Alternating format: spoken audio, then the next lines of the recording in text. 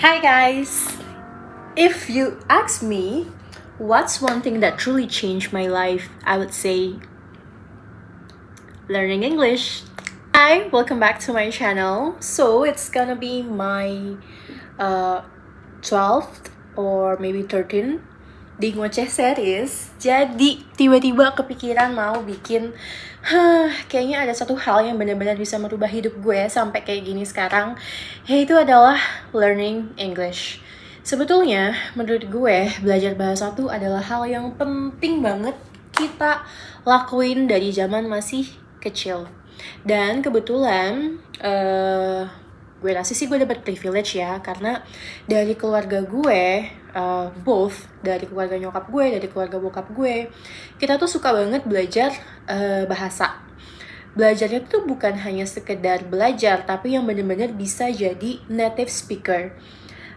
Bude gue belajar bahasa Jepang sampai akhirnya dia kuliah ke Jepang dan jadi native speaker Jepang. Terus bude gue yang satu lagi dia juga belajar bahasa Prancis sampai akhirnya sekarang dia pindah ke Mauritius dan bahasa Prancis tuh jadi kayak first language-nya dia gitu. Terus sepupu gue juga dia belajar bahasa Mandarin dan ya Mandarin jadi second language-nya dia gitu. Dia juga jadi native speaker Mandarin. Dan banyak banget beberapa bahasa yang memang dituturkan di keluarga gue gitu. Dari hal itu gue merasa, sebagai salah satu member keluarga yang menggunakan beberapa bahasa, gue merasa kayaknya gue gak bisa deh ketinggalan. Dan gue start untuk belajar bahasa itu dari bahasa Inggris. Oke, gue ceritain gimana awalnya. Jadi kakek gue itu kebetulan dia tuh kerja di mining industry, pertambangan batu bara dan emas. Dan dari situ dia setelah kerja dia buka kayak perusahaannya sendiri gitu deh kalau nggak salah, dan kerjasama sama beberapa orang luar dari India, dari Australia, dan beberapa negara deh gitu. Dan otomatis kakek gue ini harus ngomong pakai bahasa Inggris gitu dong. Nah dari situ, karena gue adalah cucu pertama di keluarga gue, akhirnya kakek gue selalu mempush gue untuk lo tuh harus bisa bahasa Inggris, jangan cuma bisa bahasa Indonesia doang, karena bahasa Inggris tuh adalah bahasa dengan penutur kata paling banyak di dunia gitu. Jadi ya itu bisa membawa lo untuk melihat dunia jauh lebih besar, untuk bisa membawa lo, membuka lo untuk menemukan opportunity yang lebih besar daripada lo cuma bisa bahasa ibu, which means itu adalah bahasa Indonesia. Oke. Dari situ akhirnya dari kecil kakek gue selalu nyetel musik. Kakek gue kan suka banget sama musik jazz ya. Tapi pas gue masih kecil tuh, masih TK, gue tuh selalu dikasih tontonan lagu-lagu bocil, lagu-lagu anak kecil, tapi dalam bahasa Inggris. Kayak apa ya, round your boat, kayak gitu. Pokoknya lagu-lagu bocil tapi yang bahasa Inggris gitu loh, bukan kayak balonku ada 5, bukannya kayak gitu. Nah dari situ akhirnya pas gue SD, kebetulan gue kan sekolah di negeri ya. Pas gue SD, gue itu udah ikut les bahasa Inggris. Gue inget banget waktu itu gue belajar bahasa Inggris di LPIA, Lembaga Pendidikan Indonesia Amerika kalau gue gak salah.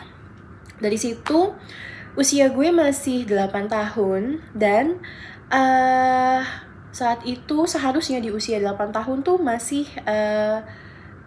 gue lupa deh, kayaknya itu ada section 1, 2, 3 gitu. Tapi gue tuh udah melewati 3 level di atas yang seharusnya anak usia 8 tahun gitu. Oke lah, gue start di situ sampai akhirnya di tahun kedua gue berhenti. Kenapa gue berhenti? Karena gue bosen gitu loh. Karena dari situ gue sadar kalau bahasa Inggris tuh bukan hanya tentang bukan hanya tentang lo teori, lo tahu grammar apa, lo tahu cara nulisnya gimana, lo listeningnya gimana, bukan. Tapi semua bahasa, bukan hanya bahasa Inggris aja, semua bahasa, it's only about how you practice. Gimana cara, the way you talk, the way you understand orang di depan lo yang lagi ngomong bahasa itu gitu. Itu menurut gue sih itu ya, dari situ gue sadar gitu. Karena kalau semakin banyak kita nulis, semakin banyak kita baca gitu, mungkin kita tahu artinya, mungkin kita tahu tatanan katanya gitu. Tapi when we try to speak, ketika kita coba untuk ngoceh, coba untuk ngobrol gitu, itu tuh kadang agak gagap gitu karena pelafalan. Kayak dari alfabetnya aja udah beda. Kalau Indonesia kan A, B, C, tapi kalau bahasa Inggris A, B, C kayak gitu. Dan dari pelafalannya aja tuh udah beda banget gitu. Nah, even though gue sekarang juga bahasa Inggris gue sebenarnya belepotan. Karena apa? Ya karena itu gue tidak berangkat dari pembelajaran yang teoritis, tapi gue berangkat dari practical. Karena gue sering ngoceh gitu. Nah, dari situ akhirnya seneng lah gue ngomong bahasa Inggris. Terus kebetulan kan keluarga gue juga banyak yang di luar, gak semuanya ada di Indonesia. Jadi ya mau gak mau gue harus pakai bahasa Inggris untuk bisa berkomunikasi dengan keluarga gue gitu. Dari situ akhirnya setelah lulus SMA ya lumayan lah bahasa Inggris gue. Terus masuk kuliah makin lumayan banget. Tapi ada satu turning point di situ. Kenapa gue bisa sampai sewas dar ngoceh begini ya? Itu tuh karena gue punya mantan. I was in a relationship with Indian guy. Dia orang Jammu and Kashmir. Terus sorry to say, tapi dia itu ex gue itu. Padahal saat itu adalah virtual relationship gitu loh. Kayak bukan LDR babes. Kita belum pernah ketemu sama sekali. Tapi dia tuh agak toxic. Jadi every single thing dia tuh pasti complain. Sebenarnya he's a good guy, tapi ya namanya masih umur 20-an ya, early 20 gitu. Kayak ya ada lah, gue kan anaknya suka banget nongkrong, gue suka cabut-cabutan, main kesana sini gitu. Dan dia dengan, sorry to say, culture India tuh kan bener-bener yang kayak family oriented, cewek main sama cewek, cowok sama cowok kan kayak gitu. Dan dia tuh cultural shock dengan punya hubungan sama gue yang punya model kehidupan kayak gini gitu loh.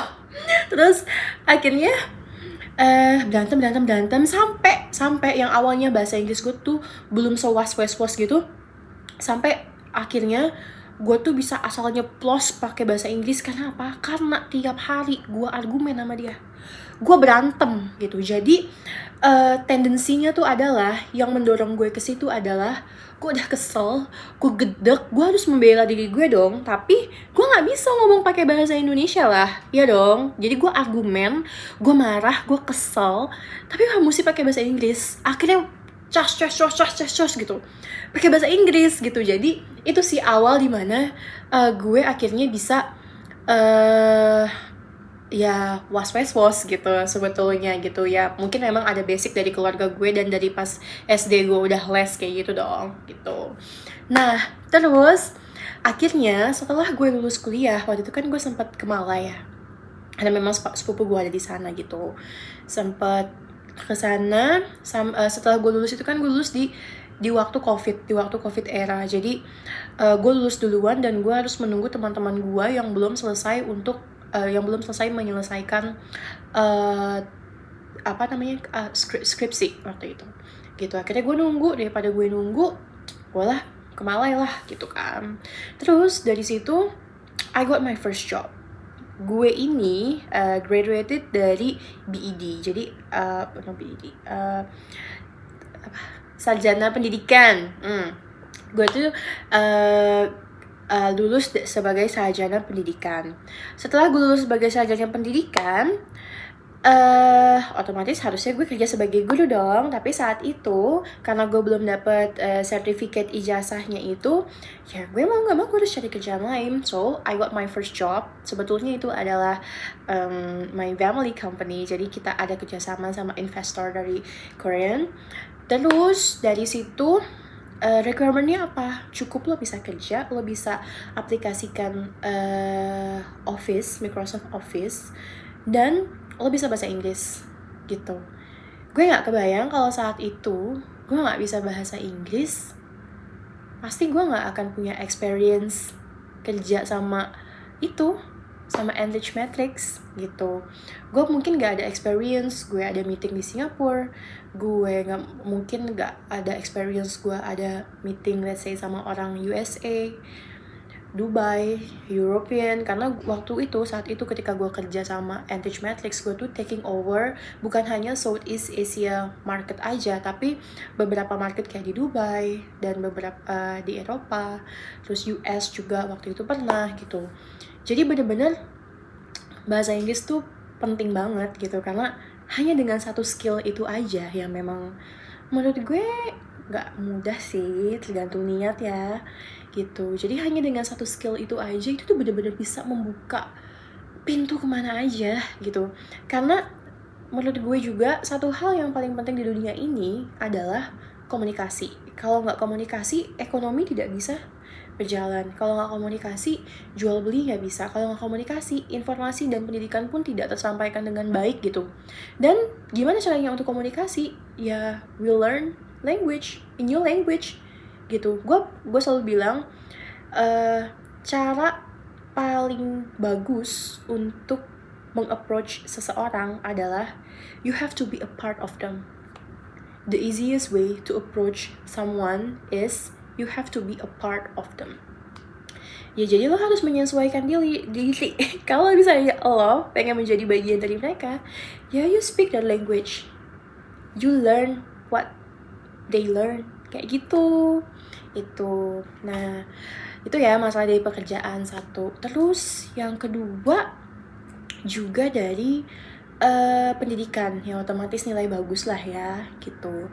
Terus selain itu, ini yang paling penting untuk perempuan-perempuan semua adalah relationship. Jadi in my entire life, tahun ini kan gue 25 tahun ya. Dalam 25 tahun gue hidup, I never been in a relationship with local guy.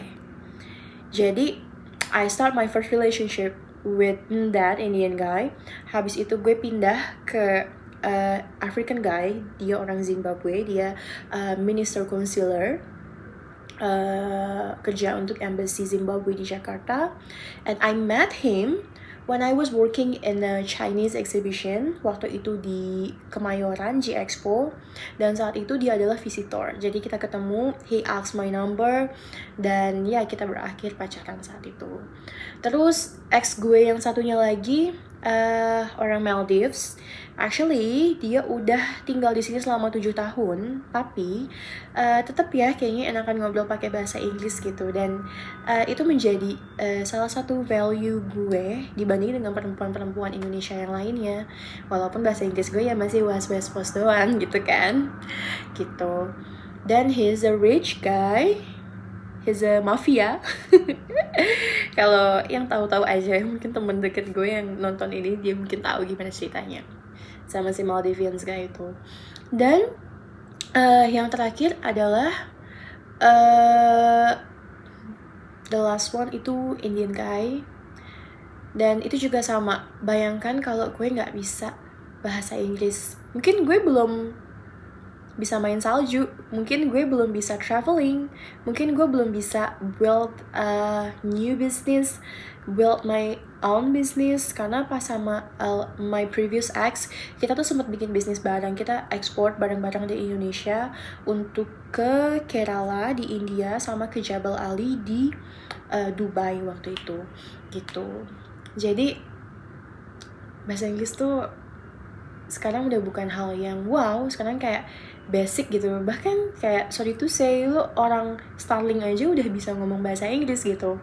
Dulu ada satu kejadian, gue punya spiritual mentor namanya Harry. Dia half Indian, half UK. Pertama kali dia datang ke Indonesia itu 6 tahun yang lalu kalau gak salah. Terus dia bilang, pas gue jalan di GI, di depan GI itu, di Grand Indonesia depan PI itu, dia jalan terus banyak banget anak-anak kecil sama orang-orang yang tinggal di situ gitu, penduduk situ. Dia bilang, bule, minta foto kayak gitu. Kayak itu hal yang wow, ada bule di negara gue gitu. Terus pas dia balik lagi ke sini tahun 2024 untuk stay lagi di sini, kayak nggak ada yang ngajak dia foto cuy, dan kayak dia ngomong ke Starling, ke Satpam, dan ke Indomaret aja tuh udah pakai ngomong bahasa Inggris, dan mereka tuh pada tahu, pada bisa ngomong bahasa Inggris gitu walaupun basic gitu, which means ini tuh bagus banget, kayak semua orang tuh udah aware dengan powerfulnya suatu bahasa gitu loh, gitu itu. Nah terus kayaknya nggak ada yang tahu ini deh, cuma gue itu kan punya banyak banget mentor ya, dan salah satu mentor gue dating mentor gue sih. Jadi dia tuh nyuruh gue untuk untuk download dating apps, dan salah satu dating apps yang gue pakai, bukan salah satu-satunya yang gue pakai itu adalah Tinder. Nah gue otomatis mencari laki bukan yang orang Indonesia, karena gue nggak pernah ada experience sama mereka, dan I don't want to spend my time with them. Karena apa? Sebenarnya orang Indonesia tuh baik-baik, cuma karena gue nggak ada experience, jadi I don't know how to treat them gitu loh. I don't know how to behave, karena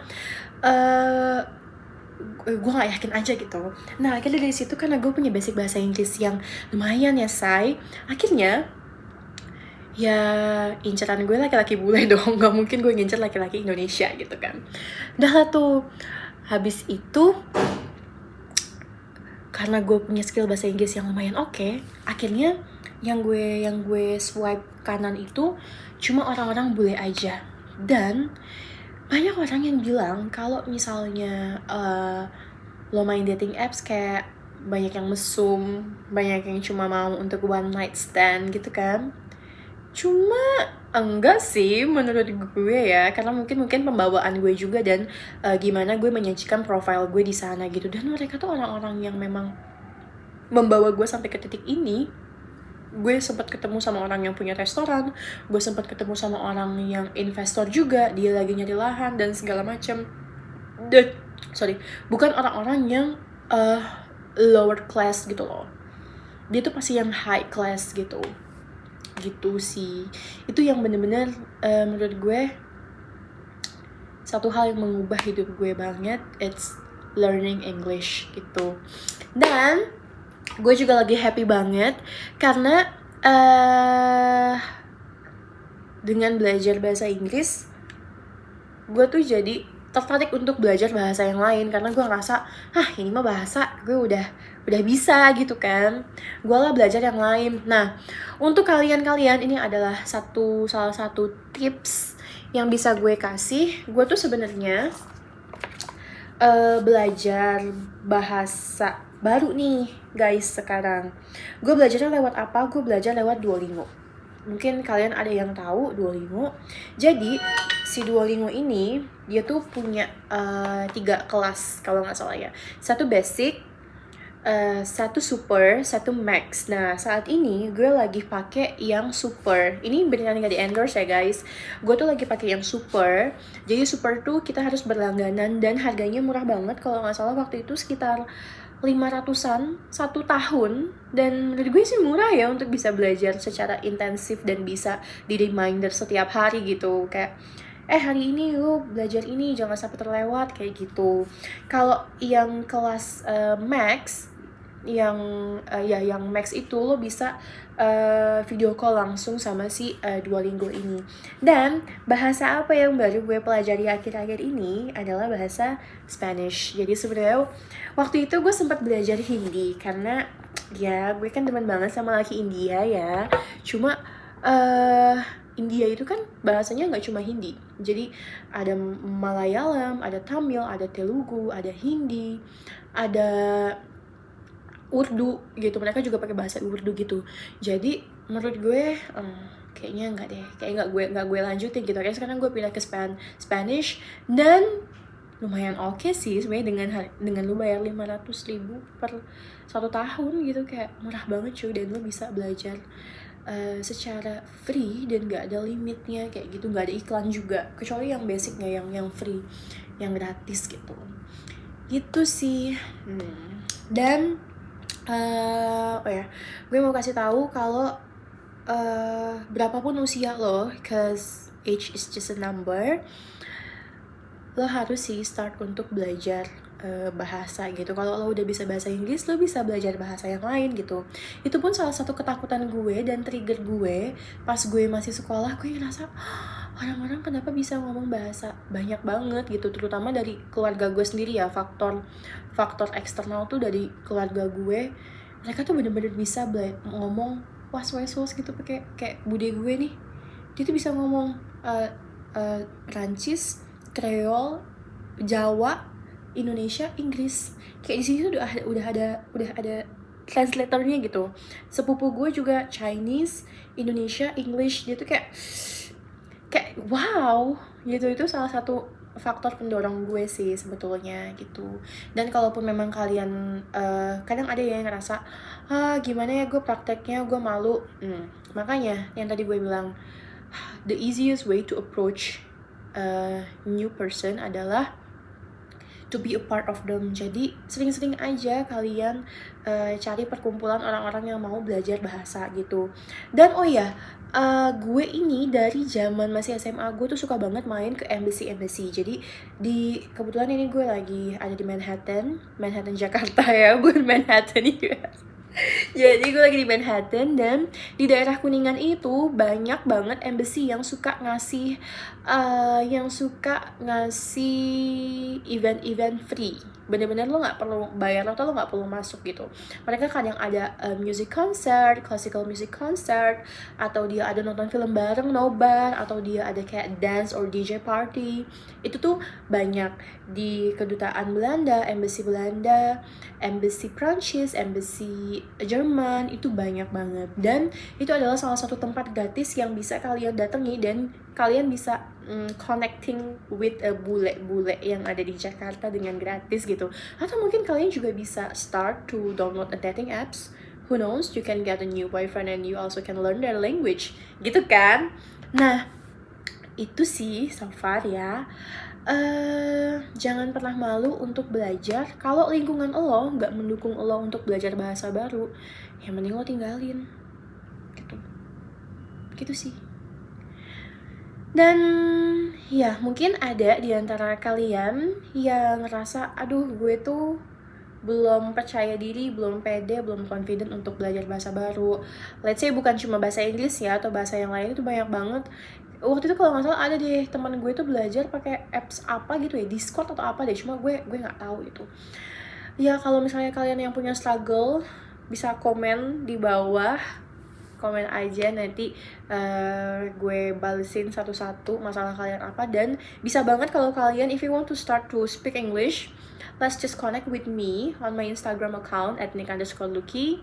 Kalau misalnya lo ada di sekitaran Bekasi, Jakarta, maybe we can meet, why not, gitu kan. Ya, jadi ngocehnya sampai di sini aja, nggak kerasa ada 22 menit gue ngoceh. So